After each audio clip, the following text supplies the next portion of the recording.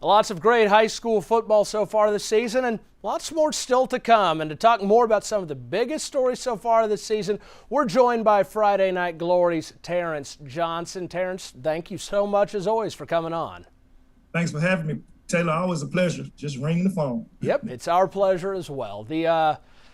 The game that you were at on Friday, Carroll against Prosper. Carroll went to 3-0, and they did it in a big way, shutting out Prosper. What did you think of the Dragons' performance in that game?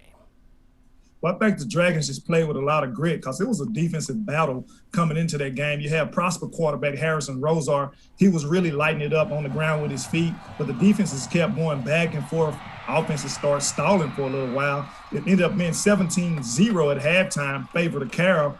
Carroll's standout quarterback, Caden Anderson, only had 60 yards thrown in the first half. He had an interception and one TD pass, but he was missing in the second half. Something had happened to him, I believe, some type of head injury. Nothing major of that, but something happened to him. He had went down, so sophomore quarterback Caden Jackson had to take over. But what really helped Cal offense get going was running back Owen Allen. He had 183 yards on the night with 2 TDs.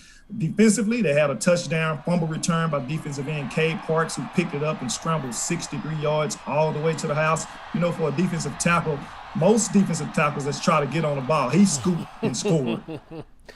And, you know, that's the kind of players that that Carroll seems to have every year, you know, and that's one of the things that helps them out to these great starts. One of their wins, this was the national TV game early in the season, was Carroll and Highland Park. And I know you wanted to talk a little bit about the Scots. You know, they've had some tough non-district games that they've had to play this year. What have you thought of them so far, and what's their outlook?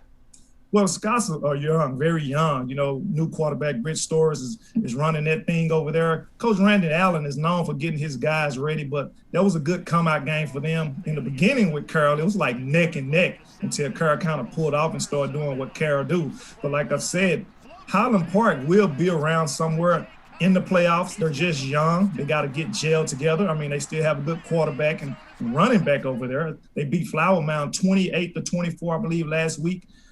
Week before last in week 2. The week 3 game was canceled, so they didn't get to have a game this past weekend, but they're going to have a big matchup coming into their own backyard this Friday, which will be Rockwall. So we know how Rockwall loves to travel and know how big their school is, even without Coach Rodney Webbs is over at Geyer now. Rockwall is still a team to be reckoned with. They'll be in the Scots' backyard next Friday night. That's Friday Night Glory's Tarrance Johnosn. Tarrance, thanks again so much for coming on. Hey, always a pleasure. The team of the week is next, so stay right here.